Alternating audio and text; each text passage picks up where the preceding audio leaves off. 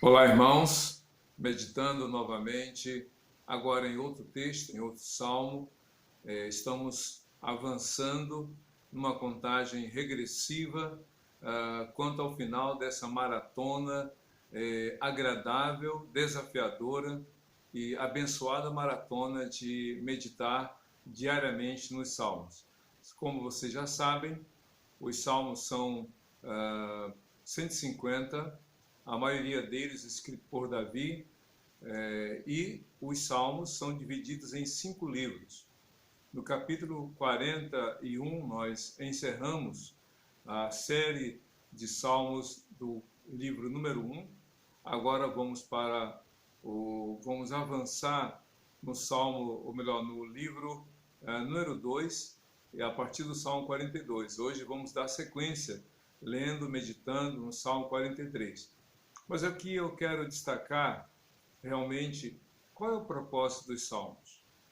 Os salmos, como já falei anteriormente, na igreja primitiva, como na época de Davi, os salmos eram usados como forma de adoração nos cultos, nas grandes celebrações.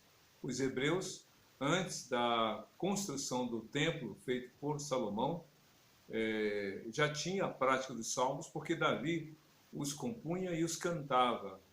E ele compartilhou, ele ensinou. Na verdade, a música faz parte da história dos hebreus. Se você ler a partir do capítulo 5, ou melhor, do capítulo 2, a gente vê o primeiro poema. Não era uma música, mas o primeiro poema registrado na história dos homens foi de autoria de Adão, quando disse: essa é osso dos meus ossos e carne da minha carne, falando de Eva. Então foi a primeira declaração de amor e o primeiro poema que a história registra. É claro que o segundo poema registrado na história da humanidade está em Gênesis capítulo 5, quando Lameque faz um poema nada agradável, quando ele se orgulha de ter matado pessoas. Mas a música faz parte dos hebreus. Já vista quando os hebreus, partindo do Egito, atravessaram o Mar Vermelho, e do outro lado, Miriam, com seu instrumento musical, liderando outras mulheres, elas cantaram e louvaram a Deus. E o próprio Moisés, para fixar a mensagem de Deus na vida dos hebreus, compôs uma canção e ensinou aos hebreus que deveriam entoar em determinados momentos. E uma coisa muito interessante, quando você pega a Bíblia em hebraico, a Bíblia hebraica, e você vai ler, você vai descobrir algumas curiosidades. Por exemplo, na língua hebraica, todas as palavras do Velho Testamento, já que a língua hebraica é o texto ou a língua com o maior número de textos, existem o aramaico, existem outras línguas ali, mas em quantidade muito pequena. O próprio texto é escrito em letras maiúsculas, sem vogais, ao menos até a época dos Massoretas, que foi 100 anos depois de Cristo. Pois bem, então, para que houvesse uma leitura mais facilitada do texto, eles colocavam ritmos na leitura. Então, praticamente, os hebreus liam a Bíblia cantando, e a gente sabe que através da música, a letra fica mais fácil ser memorizada. Haja vista as crianças que cantam, mesmo sem saber o que cantam as músicas que estão fazendo pano de fundo das propagandas, dos produtos. É impressionante como a criança memoriza através da música. Pois bem, então a música fazia parte da história dos hebreus, como da igreja primitiva nos seus primórdios ali no livro de Atos. Então os salmos eram usados. O próprio Senhor Jesus, diz a Bíblia no livro de Mateus, que após ele ter ceado, ele com seus discípulos cantaram louvores a Deus. Então a música está na parte da história dos hebreus.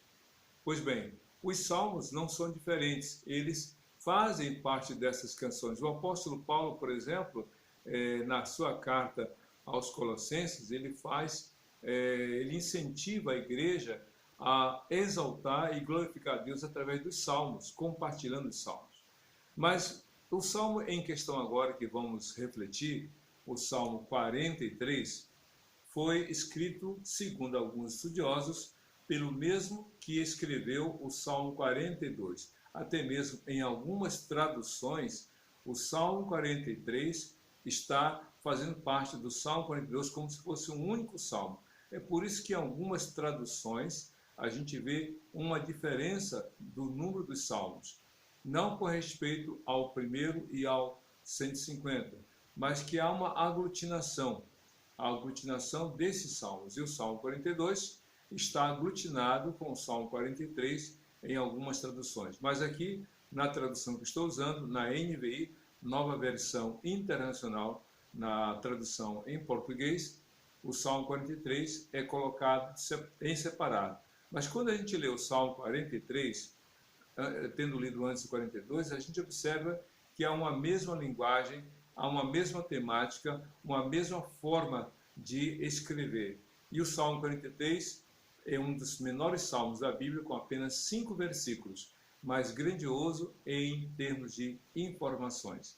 A primeira coisa que temos que considerar é o primeiro versículo desse salmo, que diz assim: Faze-me justiça, ó Deus, e defende a minha causa contra um povo infiel. É claro que o escritor do Salmo 43 está se referindo, obviamente, àqueles que são os seus algozes, até porque o escritor estava numa condição de cativo. Os seus inimigos invadiram a sua terra e esses vencedores dessa guerra levaram para essa terra alguns israelitas cativos. No meio desses levados está aqui o escritor do Salmo 43. Então ele, de alguma forma, expressa um desejo da justiça. E ele considera esse povo, ele aqui coloca um adjetivo que não é nada elogiável. Ele diz assim: povo infiel. O que é um povo infiel aqui? Esse povo não era infiel ao salmista, como aquele que trai a confiança, como aquele que comete falta com a palavra, não. Esse povo infiel aqui é traduzido ou expressa um povo que não teme a Deus. Não tem jeito. Ou você teme a Deus, ou você não teme a Deus. Ou você confia em Deus, ou você não confia em Deus. Ou você faz a vontade de Deus ou a sua própria. E na visão do escritor do Salmo 43, esses que haviam invadido a sua terra, que havia batalhado contra os hebreus e havia vencido, aí leva parte dos hebreus como despojo de guerra, pois bem, ele era visto como um povo infiel.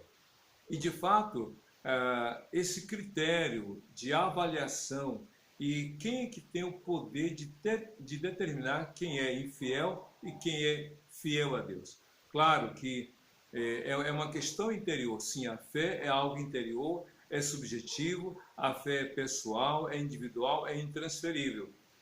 Só que as obras, as atitudes, as palavras, o estilo de vida definem ou apresentam, tornam patente aquilo que é latente. A fé é subjetiva. Ok, você com Deus.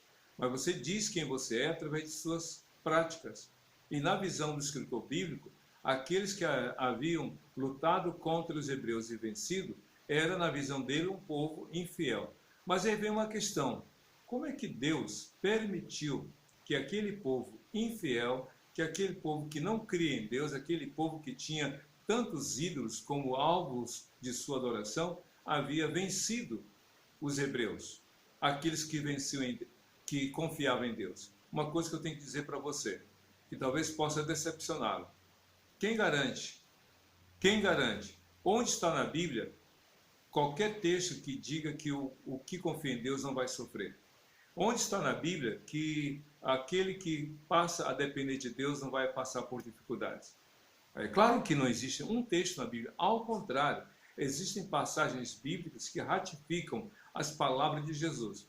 Cristo falou em João 16:33: no mundo tereis aflições, mas tenham bom ânimo, eu venci o mundo. Então, o fato de nós confiarmos em Deus não nos imuniza, não nos vacina contra as adversidades. A gente já viu isso. Então, quando a Bíblia diz em Romanos 8:37, mas em todas essas coisas somos mais do que vencedores, você vai ver ali que o escritor, que é o apóstolo Paulo, ele apresenta uma pequena lista de todas as dificuldades que, porventura, o cristão está sujeito a passar. Ele diz, porque eu estou certo que nem a morte, nem a vida, nem a altura, nem profundidade, nem espada, e isso ele vai citando uma lista de coisas. Ele confiava em Deus, como você e eu confiamos em Deus. Mas ele diz uma coisa, nada será capaz de nos separar do amor de Deus. A maior vitória do cristão é permanecer fiel a Deus apesar das dificuldades. Então o salmista do Salmo 43 estava ali, num país estranho, de cultura estranha, de religião estranha, de práticas estranhas, mas ele estava ali confiando em Deus. E ele coloca isso para Deus. Senhor, cuida dele. Só que ele diz um detalhe interessante. Faze-me justiça, ó Deus, e defende a minha causa contra um povo infiel. Aqui, o escritor coloca nas mãos de Deus aquilo que é a sua injustiça sofrida. Ele está sofrendo uma injustiça. Ele está sofrendo consequências e atitudes de pessoas infiéis. Mas ele não pede, Deus me dê uma espada, me dê uma arma poderosa para eu desbaratar, na linguagem antiga da Bíblia, para eu destruir todos os meus inimigos. Ele não pede isso. Ele pede, Deus, faça-me justiça. Se você está enfrentando alguma situação adversa, se você tem alguém perseguindo você, se tem alguém que deseja o seu mal ou que está praticando contra o seu mal, não faça, não caia na armadilha de querer fazer justiça com as próprias mãos. Ao contrário, coloque nas mãos de Deus. E aí, diz o texto ainda no Salmo 43, verso 1, na parte B. Livra-me dos homens traidores e perversos. São 3 adjetivos que o escritor colocou aqui. Eu já falei sobre o povo infiel, mas ele fala, homens traidores. Você já foi traído? Você já recebeu aquele abraço de tamanduá? Você sabe o que é o abraço de tamanduá? Quando os caçadores saíam, né, os homens saíam para caçar tamanduá, alguém dizia assim, cuidado com o abraço de tamanduá. Por quê? Porque uma das defesas do tamanduá, né, o tamanduá bandeira, que é o nosso ícone da fauna brasileira, pois bem, o tamanduá, quando vai ser pego, ele então abraça o seu caçador, ele abraça e por detrás, ele enfia suas garras nas costas daquele homem e provocando graves lesões, feridas terríveis e talvez até fatais. Então o abraço tamanduá ele te abraça pela frente e por trás te enfia as garras. Então há pessoas assim, que te abraçam pela frente e por trás estão te enganando, falando mal de ti, te caluniando, desejando teu mal, e não só desejando, mas fazendo para que ele aconteça. Homens traidores. Judas esteve 3 anos com Jesus, viu os milagres de Jesus, foi tesoureiro do ministério de Jesus, tinha a responsabilidade de guardar as ofertas que eram dedicadas, que eram oferecidas, e ele subtraía esse dinheiro. Pois bem, ele entregou Jesus por 30 moedas de prata. Traidor. E Jesus disse, Judas, com um beijo tu traz o Filho do Homem? Então, ser traído não é fácil, mas Jesus passou por isso. Ora, se Cristo foi traído por aquele com quem ele dividiu os 3 anos do seu ministério, no sentido de acompanhar, então não é surpresa para você. Não é surpresa você passar por decepções, por dificuldades. A questão toda é que nada disso te afaste da comunhão com Deus. E aí, esse terceiro adjetivo que ele coloca é homens perversos. Sabe o que é um homem perverso? O perverso é aquela pessoa maldosa, é aquela pessoa sádica, é aquela pessoa que tem prazer não só em ver o mal acontecer na vida do outro, mas que pratica, que contribui. A Bíblia diz que Paulo era um homem perverso, porque além de rejeitar a fé em Jesus, ele perseguia aqueles que declaravam sua fé em Jesus. Então, homens perversos, homens aqui de forma genericamente falando, pessoas infiéis, pessoas traidoras, pessoas perversas. Dá para se livrar delas, ou melhor, dá para tentar identificá-las? Se você for tentar identificar, né, ou querer se proteger de cada pessoa infiel, de cada pessoa traidora, de cada pessoa perversa, se você achar que todo mundo é assim, você vai querer se isolar, não vai querer viver ou conviver com as pessoas. A Bíblia diz que o escritor do Salmo diz: faz-me justiça. Só o Senhor pode guardar você. Jesus sabia que muitos homens desejavam o mal dele, mas ele não deixou de fazer a vontade de Deus, ele não deixou de pregar, ele não deixou de curar pessoas, ele não deixou de ensinar, ele não deixou de compartilhar o reino. E por todas elas morreu na cruz. Que bênção, né? Só que aí o Salmo 43, na continuidade dele, no verso 2, diz assim: pois tu, ó Deus, és a minha fortaleza. Tu és a minha fortaleza. Tu és meu lugar seguro. Tu és o meu lugar, meu abrigo, meu refúgio. Porque, na verdade, refúgio é diferente de fortaleza. Refúgio é o abrigo para o qual você corre na hora da tempestade, na hora do perigo. Agora, fortaleza é um lugar que você vai para ali estar protegido, para que o mal ou os inimigos não entrem e que você fique guardado. Tu és a minha fortaleza, o meu lugar forte. Mas aí, no verso 2, na parte B, ele fala assim, no Salmo 43, por que me rejeitaste?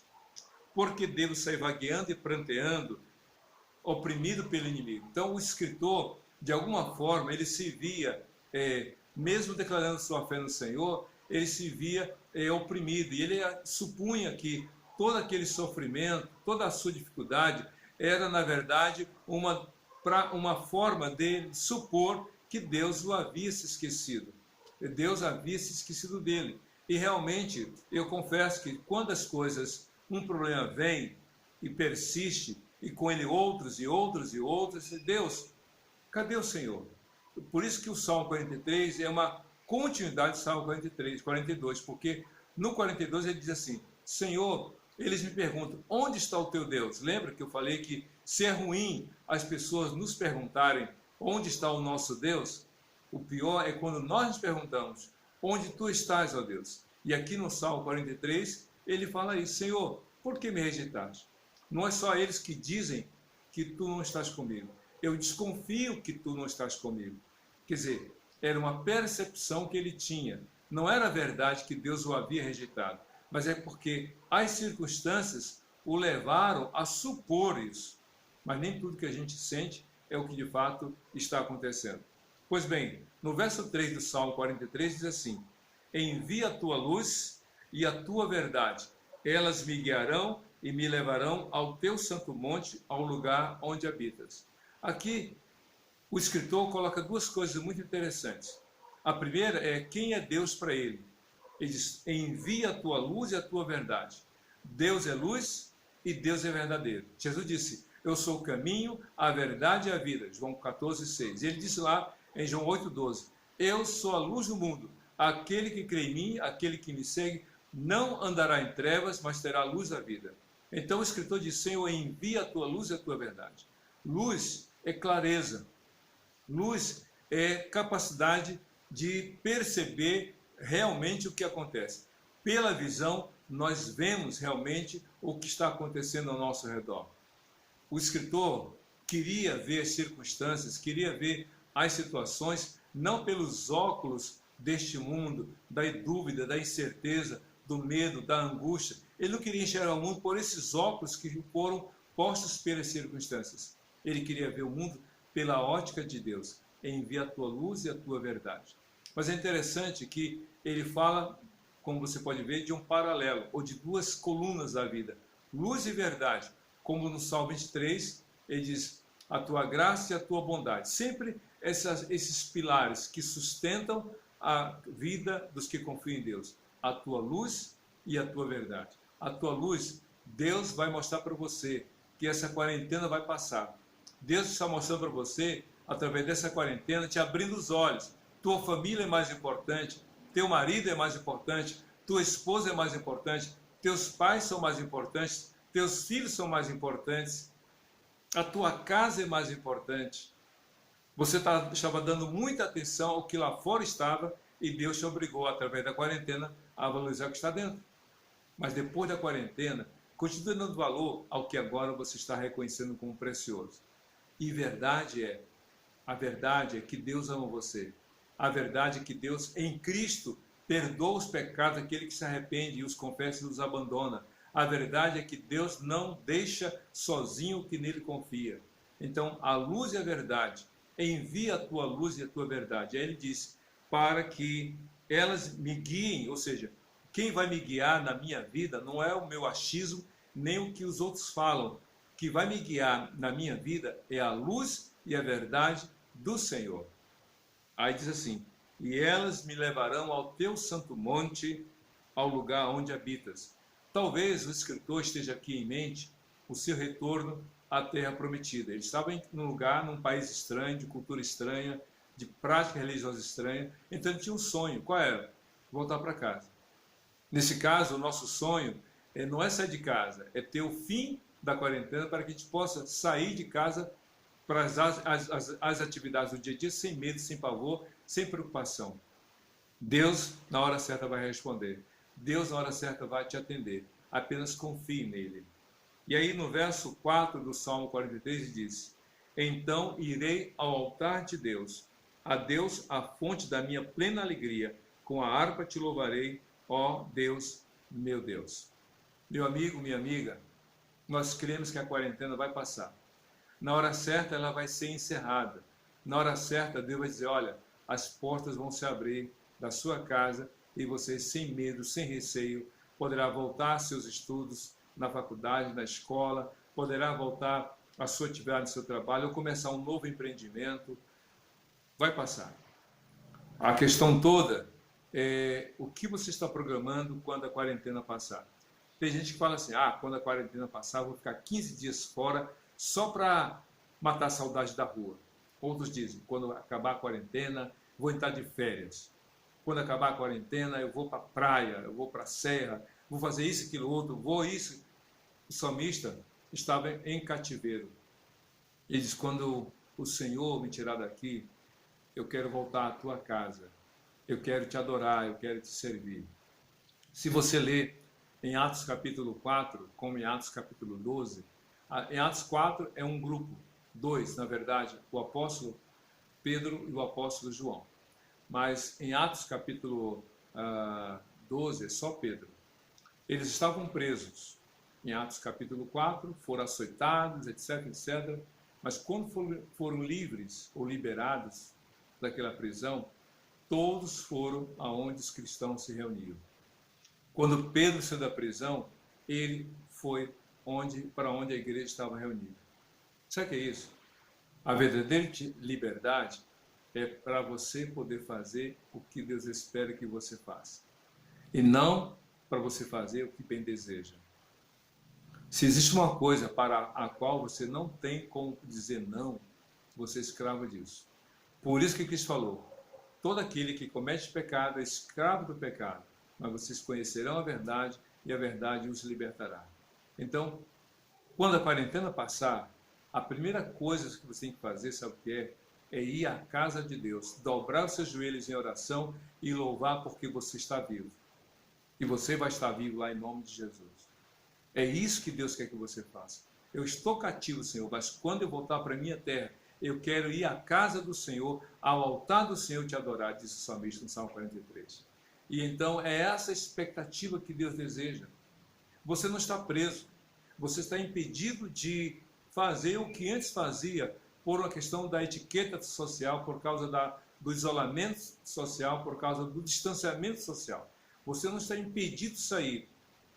É claro que se você sair por conta própria, além de sofrer as sanções que a lei estabelece, você também coloca em risco a sua vida e a vida dos outros. Mas eu desejo, eu espero que quando nós formos liberados para sair, quando a quarentena chegar ao seu fim, sem qualquer retorno, que a gente possa ter alegria, o prazer e o contentamento de novamente nos reunirmos na casa do Senhor para juntos louvarmos o Senhor. A Bíblia diz lá em Gênesis capítulo 8, se você olhar bem aquele texto, que depois não foram só 40 dias. A Bíblia diz que Noé ficou mais de um ano dentro da arca. Você imagina isso? Mais de um ano? porque ele entrou na arca quando estava com 600 anos e saiu da arca quando estava com 601 ano e 2 meses. Ele ficou mais de um ano dentro da arca. A chuva durou 40 dias, mas até escoar tudo, até voltar tudo ao normal, então foram mais de 12 meses. Mas a primeira coisa que Noé fez quando saiu da arca, sabe o que foi? Pegou o melhor dos animais puros e fez um culto de louvor a Deus. A quarentena vai passar em nome de Jesus. Que você já esteja se programando. Quando a quarentena passar e quando for liberada cada igreja para abrir a porta do seu templo, eu quero ali estar para dobrar os teus joelhos de ingratidão, porque o Senhor me fez permanecer com vida e protegeu a minha família em todo esse tempo. Por isso é que no Salmo 43, na parte final do Salmo, o escritor fala o seguinte: por que você está assim abatida? Ou por que está assim tão triste, ó minha alma? Por que está assim perturbada dentro de mim? Então, abatimento e perturbação. As duas palavras são, na verdade, frutos de uma mesma raiz. O abatimento é a tristeza. É uma espécie de depressão. Não aquela depressão crônica, não aquela depressão que já perdura por um tempo, não. É, na verdade, aquela tristeza profunda, aquela depressão circunstancial ou provocada por uma circunstância. Ele não pôde evitar ser levado como cativeiro, para o cativeiro, melhor dizendo. Ele não pôde evitar ser levado para o cativeiro. Ele não tinha como mais fazer o que antes fazia e ele nem podia sair dali por mais que desejasse. Então, às vezes a depressão tem essas causas.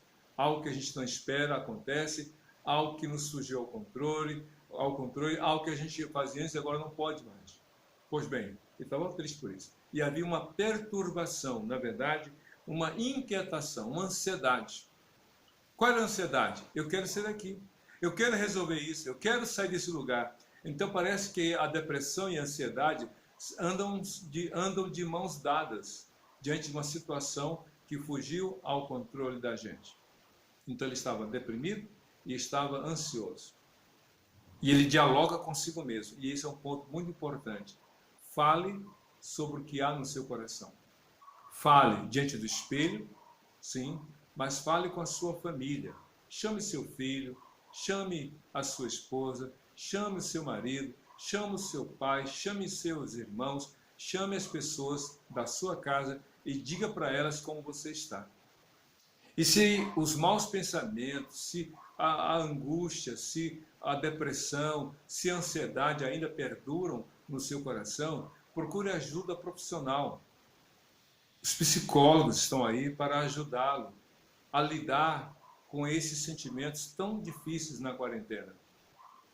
Mas, falando com a família e falando com os profissionais de saúde mental, além deles, e sobretudo, fale com Deus.